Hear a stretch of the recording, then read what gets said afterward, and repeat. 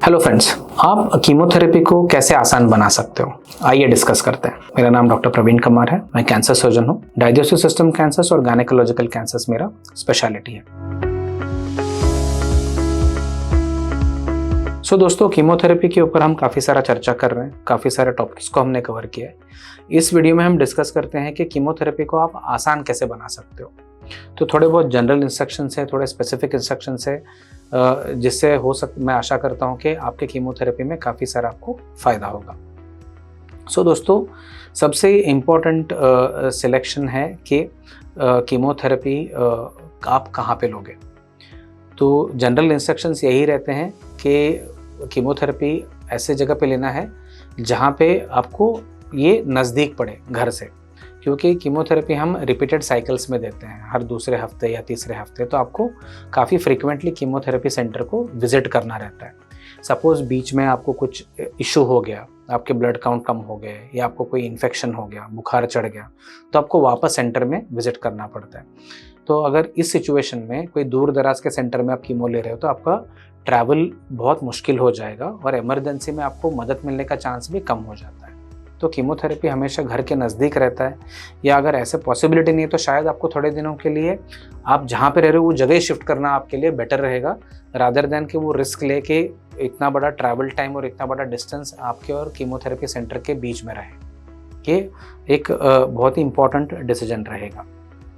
दूसरा है, जब भी आप कीमोथेरेपी के लिए जाते हो तो आपको हमेशा एक इंसान के साथ, या आपके जो फ्रेंड्स हैं या फैमिली के कोई मेंबर है, इनके साथ ही जाना चाहिए, क्योंकि कई बार आपको सपोर्ट लगता है, इमोशनल हो सकता है, साइकोलॉजिकल हो सकता है, फिजिकल भी हो सकता है। अगर आपको वीकनेस है तो आपको कई बार ये सीढ़ियाँ चढ़ने में या रोड क्रॉस करने में वगैरह मदद लग सकता है। तो इसके लिए एक हेल्प रहना हमेशा आपके लिए ज़रूरी है। इससे आपका अच्छा मतलब टाइम पास भी हो जाएगा, आपको बातें करने के लिए कोई कंपनी भी मिल जाएगी। तो ये एक ज़रूरी चीज़ है। तीसरा है कि जब आप कीमोथेरेपी के दौरान काम कर रहे हो तो आपके काम को बहुत ही फ्लेक्सिबल रखना है आपको। तो फ्लेक्सिबल मतलब, अगर आपके ऑफिस में पॉसिबिलिटी है कि आप कुछ वर्क को शेयर कर सकते हो या कुछ वर्क को डिले या अपने शेड्यूल के हिसाब से एडजस्ट कर सकते हो टाइमिंग वाइज, ये आपके लिए बहुत बेटर रहता है।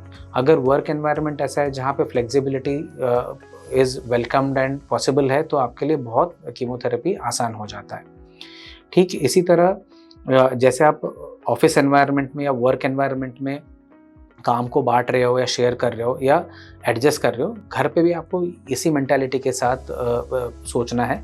ऐसा नहीं कि पूरा काम आपको ही करना है घर पे। स्पेशली जो महिलाएं हैं जिनको कीमोथेरेपी चल रहे हैं, उनको एक बैक ऑफ द माइंड ऐसे एक साइकोलॉजी रहता है कि भाई घर का काम कौन करेगा। घर पे भी ऐसे आपको काम अलॉट करना है, लेकिन भले ही फैमिली के दूसरे मेंबर्स ने ये सब काम किए नहीं है पहले, बट आपको कीमोथेरेपी के दौरान ये अलॉट करना पड़ेगा ताकि आपके ऊपर ज़्यादा बर्डन ना आए और घर का जो भी फंक्शनैलिटी है वो बरकरार रहे।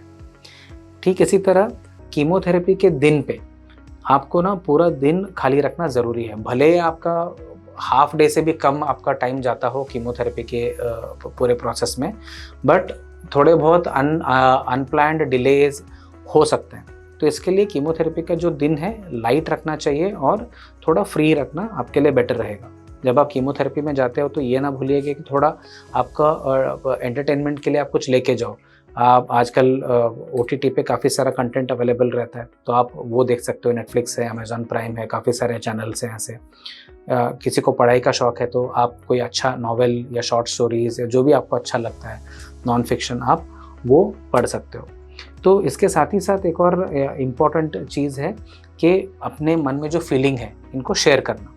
हो सकता है कि आपके फैमिली में कोई आपसे बहुत ही क्लोज है, आप उनसे शेयर कर रहे हो आपके जो कंसर्न्स है या आपके जो एंग्जाइटीज़ है, या कोई फ्रेंड है आपके, या कोई सीनियर है ऑफिस के, आप इनके साथ बात करोगे तो क्या होगा, एक पॉजिटिव एटीट्यूड आपका बना रहेगा और जो मन का बोझ है ये भी हल्का हो जाएगा। ये सब चीज़ों से क्या है ना, एक एटीट्यूड ऐसा रहता है कि आप एक पॉजिटिव तरीके से पूरे बीमारी को देख रहे हो और इससे रिजल्ट्स भी आपके अच्छे आने के चांसेस बढ़ जाते हैं।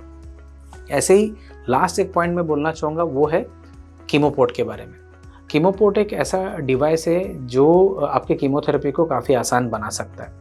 हालांकि ये सर्जिकल प्रोसीजर से डाला जाता है, बट इससे क्या है, आपका जो एक्सेस हमें चाहिए रहता है, जो खून के ब्लड वेसल्स हैं उनको जो हमें एक्सेस चाहिए रहता है कीमोथेरेपी के दौरान, ये काफ़ी लंबे समय के लिए कीमोपोर्ट से हम एस्टैब्लिश कर सकते हैं।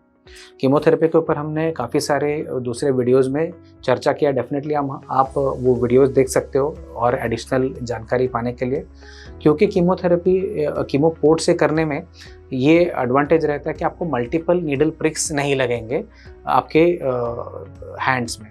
इससे क्या है ना, जो नीडल प्रिक्स का जो अनप्लेजेंट सेंसेशन है ना, वो मेजर परसेंटेज से कम हो जाएगा। इससे क्या है ना, जो एक नेगेटिव फीलिंग आता है नीडल प्रिक से, ये आपका चला जाएगा। तो इससे क्या है, कीमोथेरेपी के टुवर्ड्स जो एक नेगेटिव एटीट्यूड है ना, वो भी आपका कम हो जाएगा, जिससे आपका कीमोथेरेपी आसान बन सकता है। सो दोस्तों, ये था एक छोटा सा डिस्कशन कि कीमोथेरेपी को कैसे आप आसान बना सकते हो।